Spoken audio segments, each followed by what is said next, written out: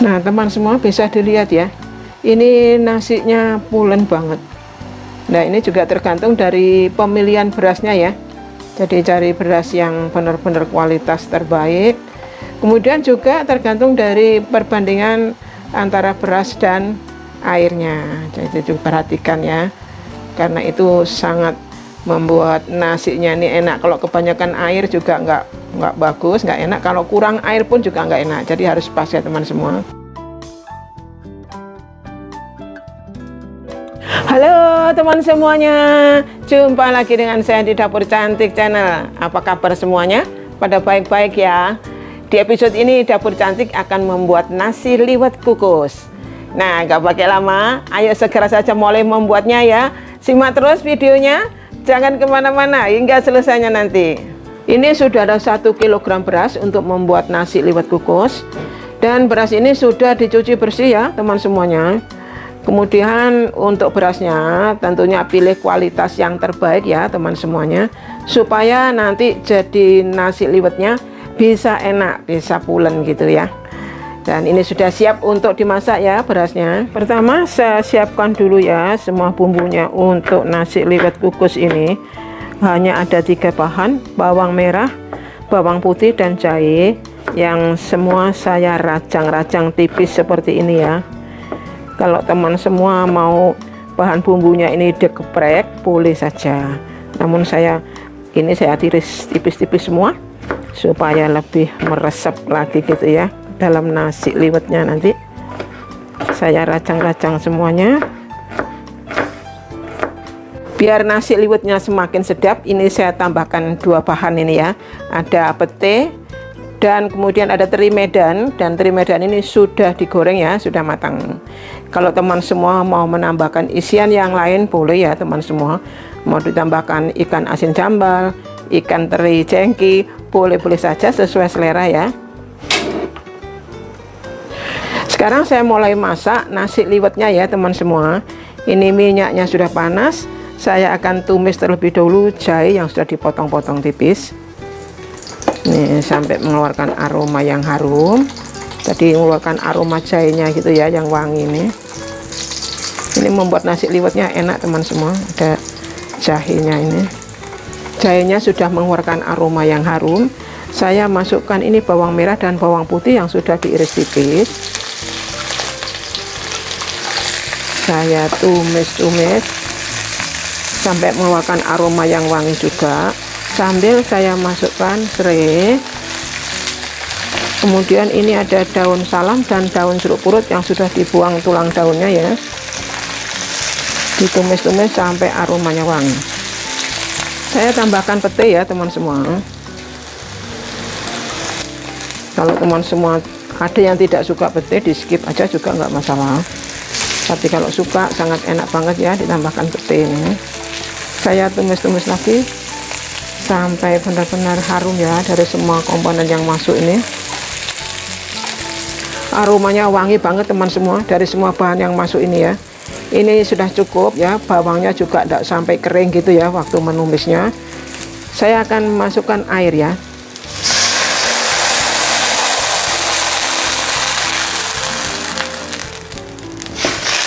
Oke, ditunggu sampai mendidih ya teman semua.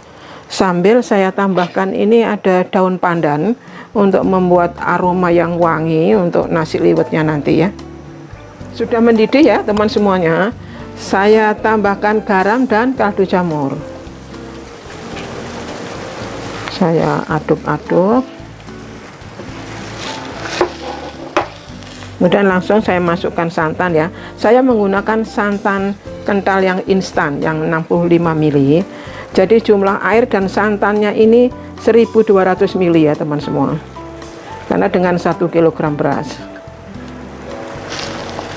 Sambil diaduk-aduk ya teman semua.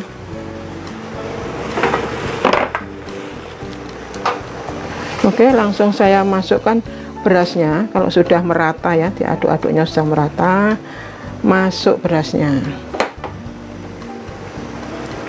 Saya ganti centong ya, kalau saya masuk beras lebih enak pakai centong ini. Saya masukkan semuanya Jadi untuk 1 kg beras saya menggunakan air plus santannya 1200 ml. Ini saya pakai sistem kukus ya teman semua, jadi berasnya diaron dulu. Kalau pakai rice cooker kan langsung ya, masuk rice cooker, semua bahan dicepret langsung sudah matang ya. Ini sambil diaduk tapi jangan terlalu sering ya teman semua, supaya berasnya ini tidak pecah-pecah, tapi harus diaduk khususnya bagian bawah supaya tidak gosong ya. Nah, bagian bawah ini yang harus sering dikontrol, sering diaduk seperti ini ya. Ini ditunggu sampai susut ya, tapi jangan sampai kering ya teman semua, masih ada sedikit-sedikit airnya ini. Nanti saya matikan apinya. Sudah susut ya teman semuanya, sudah cukup seperti ini, jadi masih ada sedikit-sedikit ya airnya. Saya matikan dulu apinya supaya tidak gosong. Nah, ini ditunggu sampai agak dingin ya. Saya kasih lubang di tengah ini supaya uapnya ini bisa keluar dan cepat dingin. Ini sudah saya aduk sampai bawah. Nah, tidak ada yang gosong di bawah ya, bagus jadinya. Saya kasih lubang dulu di tengahnya. Ini nasinya sudah dingin ya teman semua. Ya, bisa lihat ya, sudah dingin, baru bisa dimasukkan di dandang untuk dikukus ya. Kenapa harus nunggu agak dingin? Karena kalau panas-panas dimasukkan itu kan airnya tadi banyak ya, jadi dari nasinya juga kurang bagus gitu ya. Nah, sebelum dikukus di dandang, saya akan masukkan ini teri yang sudah digoreng ya, teri Medan.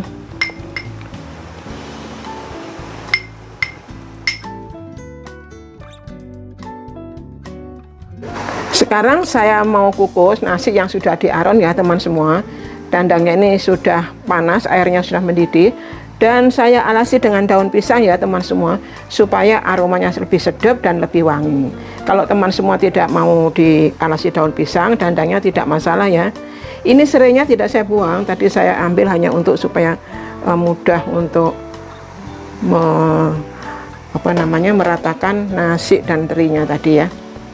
Karena serainya itu masih mengeluarkan aroma yang sedap, jadi saya letakkan di bawah saja.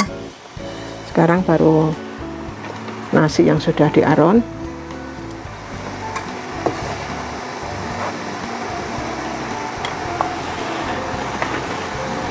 Sudah merata ya, ini bagian atasnya saya ratakan dulu, sambil saya masukkan cabai rawit utuh ya teman semua.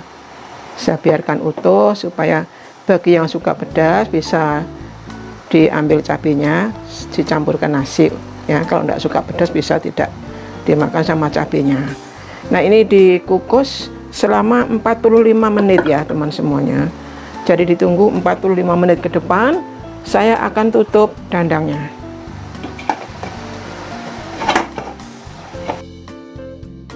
Sudah 45 menit, saya buka dulu ya, tutup dandangnya.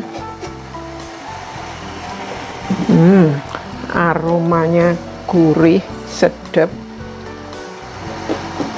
pasti enak ini. Kita lihat ya. Nah, bisa dilihat ya, tekstur nasinya ini bagus banget.